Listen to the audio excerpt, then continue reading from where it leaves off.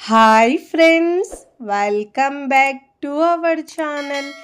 ఈరోజు మన కిచెన్లో అప్పటికప్పుడు ఎక్కువ హడావిడి లేకుండా వేసవిలో ఒంటికి చలవ చేసే సగ్గుబియ్యంతో టేస్టీగా హెల్తీగా దోశలను ఎలా చేయాలో చూపించబోతున్నానండి.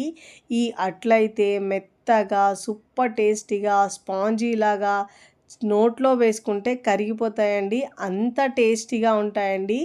ఈ దోశల్ని మనం వారంలో 2 సార్లైనా ఇలా చేసుకొని తినడం వల్ల ఒంటికి బాగా చలవ చేస్తుందండి. ఇలా చేసిన దోశల్ని పిల్లలు, పెద్దలు, ఇంకా పళ్ళు లేని ముసలి వాళ్ళు కూడా తినేసేయొచ్చండి. అంత సాఫ్ట్‌గా ఉంటాయి. చాలా మృదువుగా ఉంటాయండి. నోట్లో వేసుకుంటే కరిగిపోతాయి. అంత మృదువుగా ఉంటాయి. అప్పటికప్పుడు ఎక్కువ టైం లేకుండా చేసుకోవచ్చు. మరి ఇక ఏమాత్రం ఆలస్యం చేయకుండా చాలా హెల్తీగా ఉండే ఈ సగ్గుబియ్యంతో అట్లను ఎలా చేయాలో చూద్దాం రండి. ముందుగా ఇక నేను ఒక మిక్సింగ్ బౌల్ తీసుకున్నానండి. దాంట్లో 1 కప్పు సగ్గుబియ్యం తీసుకోవాలండి. నేను ఇక్కడ లావుగా ఉన్న సగ్గుబియ్యం తీసుకున్నానండి. సన్నగా ఉండే సగ్గుబియ్యం తీసుకోవద్దు దీనికి. ఇప్పుడు దీంట్లో వాటర్ వేసుకొని శుభ్రంగా ఒక 2 సార్లు బాగా వాష్ చేసుకోవాలండి.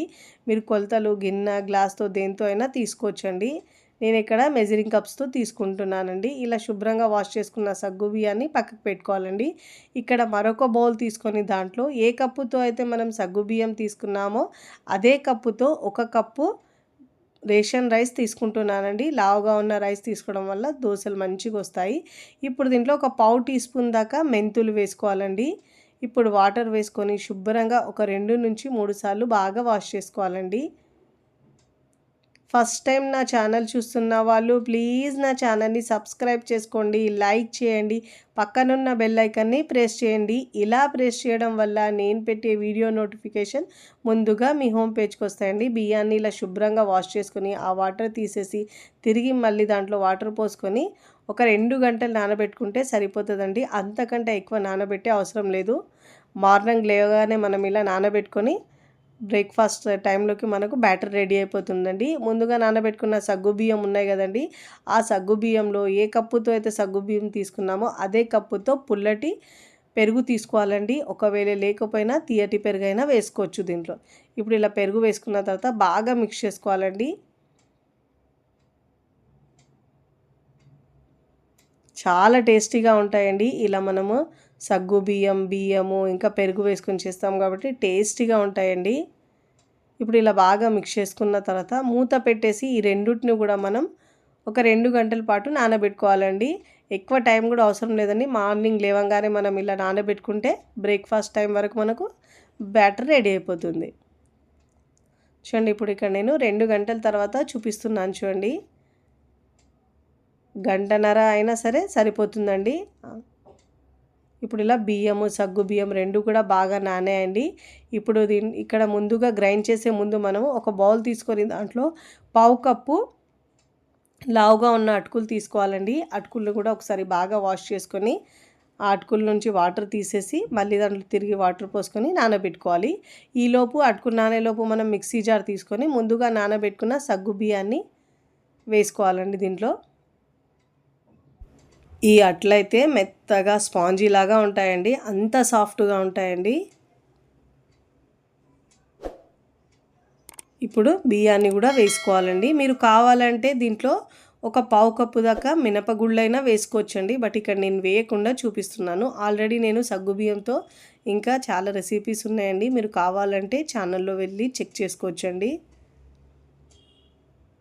ఇప్పుడు దీంట్లో కొద్దిగా వాటర్ యాడ్ చేసుకొని ముందుగా నానబెట్టుకున్న అటుకుల్ని కూడా దీంట్లో వేసుకోవాలండి. మిక్సీ జార్లో వేసుకొని వీలైనంత వరకు మెత్తగా గ్రైండ్ చేసుకోవాలండి. ఇక్కడ పలుకులు లేకుండా మెత్తగా గ్రైండ్ చేసుకోవాలండి. మరీ ఎక్కువ వాటర్ వేసుకుంటే గ్రైండ్ చేయడానికి కష్టం అవుతుందండి. అందుకే చాలా తక్కువ వాటర్ వేసుకొని గ్రైండ్ చేసుకోవాలండి. ఒకవేళ మీకు గ్రైండ్ చేసినా కానీ చిన్న పలుకులు ఉంటే మీరు గరిటెలో వేసుకొని ఇలా జల్లించి స్టెయిన్ అయినా తీసుకోవచ్చండి. చూడండి, ఇలా మెత్తగా గ్రైండ్ చేసుకోవాలి. ఈ పిండిని మనం ఒక బౌల్లోకి తీసుకోవాలండి. ఈ గిన్నెలో వేసుకోవాలి.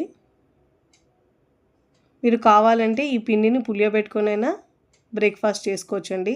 నైట్కి ఇలా నానబెట్టుకొని మార్నింగ్ బ్రేక్ఫాస్ట్లోకైనా చేసుకోవచ్చు. నేనైతే ఇక్కడ ఇన్స్టెంట్గా చేసి చూపిస్తున్నానండి మీకు. ఇప్పుడు ఇలా బాగా మిక్స్ చేసుకున్న తర్వాత ఒక 5 నిమిషాల పాటు పిండిని మూత పెట్టేసి పక్కకు పెట్టుకోవాలండి. 5 నిమిషాలు సరిపోతుంది, అంతకంటే ఎక్కువ పెట్టే అవసరం ఉండదండి. ఒక 5 నిమిషాల తర్వాత చూపిస్తున్నాను చూడండి. ఇప్పుడు ఒకసారి పిండిని ఇలా బాగా మిక్స్ చేసుకోవాలండి. ఇలా బాగా మిక్స్ చేసుకోవాలి పిండిని.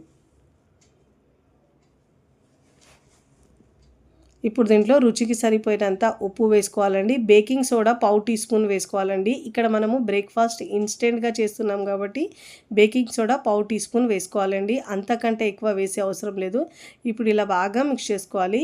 మనకు అట్లు మంచిగా కలర్గా రావాలంటే ఇక్కడ నేను హాఫ్ టీ స్పూన్ షుగర్ వేస్తున్నానండి. దీంట్లో షుగర్ వేస్తే మనకు అట్లకు కలర్ మంచిగా వస్తుందండి. కావాలంటే మీకు ఇష్టం లేకపోతే స్కిప్ అయినా చేసుకోవచ్చు, కానీ మనం ఇలా షుగర్ వేసుకున్నా కానీ తీయగా ఏమీ ఉండవండి. అట్లయితే చాలా టేస్టీగా ఉంటాయి. ఇలా బాగా మిక్స్ చేసుకున్న తర్వాత స్టవ్ మీద పెనం పెట్టుకొని పెనం బాగా వేడైన తర్వాత స్టవ్ని సిమ్లో ఉంచి ఇప్పుడు వాటర్ చిలకరించి క్లాత్ లేదంటే టిష్యూ పేపర్తో ఇలా తుడుచుకోవాలండి. ప్రతిసారి దోశ వేసినప్పుడు ఇలా తుడుచుకొనే వేసుకోవాలి. ఇప్పుడు బ్యాటర్ని ఒక గరిటెరు వేసుకోవాలండి. ఇలా వేసుకొని మరీ ఎక్కువగా స్ప్రెడ్ చేయొద్దండి. మరీ లావుగా కాకుండా మరీ సన్నగా కాకుండా ఇలా మీడియంగా అట్లు మాదిరిగా వేసుకోవాలండి. ఇలా చూడండి, పైన హోల్స్ వచ్చినాయంటే పిండి బాగా మంచిగా ఉడుకుతున్నట్టండి. ఇలా ఒక హాఫ్ టీ స్పూన్ దాకా ఆయిల్ వేసుకోవాలండి. ఇలా సోడా వేసుకోవడం వల్ల బాగా పొంగుతాయండి దోశలు అయితే. చూడండి, ఇలా మంచిగా కలర్ వచ్చిన తర్వాత ఒకవైపు మరోవైపుకి టర్న్ చేసుకోవాలి. చూడండి ఎంత చక్కని కలర్ వచ్చిందో. ఇలా రెండు వైపులా మంచి కలర్ వచ్చే వరకు ఫ్లేమ్ని మీడియం టు లో ఫ్లేమ్లో అడ్జస్ట్ చేసుకుంటూ మంచి కాల్చుకోవాలండి. అదే హై ఫ్లేమ్లో ఉంచితే కాస్త పిండిలాగా ఉంటుందండి ఈ సగ్గుబియ్యం దోశలు అయితే. ఇలా మంచిగా కాలిన తర్వాత ప్లేట్లోకి తీసుకోవాలి. చూడండి, ఈ మాదిరిగా కాలాలండి. ఇక్కడ నేను మరొకటి చేసి చూపిస్తున్నానండి. ఇలా గరిటెడు పిండి వేసుకొని మరీ పల్చగా చేయొద్దు, మరీ లావుగా చేయొద్దు, మీడియంగా ఇలా అట్టు వేసుకోవాలండి. వేసుకున్న తర్వాత పైన తడి ఆరిన తర్వాత ఒక హాఫ్ టీ స్పూన్ దాకా ఆయిల్ వేసుకొని ఇలా ఎడ్జెస్ని లేపుతూ మరోవైపు టర్న్ చేసుకొని రెండు వైపులా చక్కగా కాల్చుకున్న తర్వాత ప్లేట్లోకి తీసుకోవాలి. నేను ఇక్కడ అన్నీ చేసుకున్న తర్వాత సర్వింగ్ ప్లేట్లో సర్వ్ చేసుకున్నానండి. చూస్తుంటేనే నోట్లో నీరూరుతాయండి, అంత టేస్టీగా కమ్మగా చాలా చాలా బాగుంటాయండి. ఇలా చేసిన దోశల్ని లెక్క లేకుండా తింటారండి, అంత బాగుంటుందండి. పళ్ళు లేని ముసలి వాళ్ళు కూడా ఈజీగా తినేయచ్చండి, అంత టేస్టీగా ఉంటాయి. చాలా మృదువుగా టేస్టీగా ఉండే ఈ సగ్గుబియ్యంతో అట్లను ఒక్కసారి మీరు కూడా ట్రై చేయండి. ట్రై చేసి ఎలా కుదిరిందో నాకు కామెంట్ ద్వారా తెలియచేయండి. ఇక్కడ చూస్తుంటేనే తెలుస్తున్నాయి ఎంత స్పాంజీగా వచ్చినాయో. చాలా సాఫ్ట్గా దూదిలాగా ఉంటాయండి. మీకు నచ్చిన చట్నీతో సర్వ్ చేసుకోవచ్చు. నేను ఇక్కడ పల్లీ చట్నీ ఇంకా ఎర్రకారంతో సర్వ్ చేస్తున్నానండి. వీడియో నచ్చితే లైక్ చేయండి, ఫ్రెండ్స్ ఫ్యామిలీకి షేర్ చేయండి. మరికొన్ని టేస్టీ సింపుల్ క్విక్ రెసిపీస్ కోసం టీ కిచెన్ని సబ్స్క్రైబ్ చేసుకోండి. కమెంట్ చేయడం అస్సలు మరవకండి. Thanks for watching.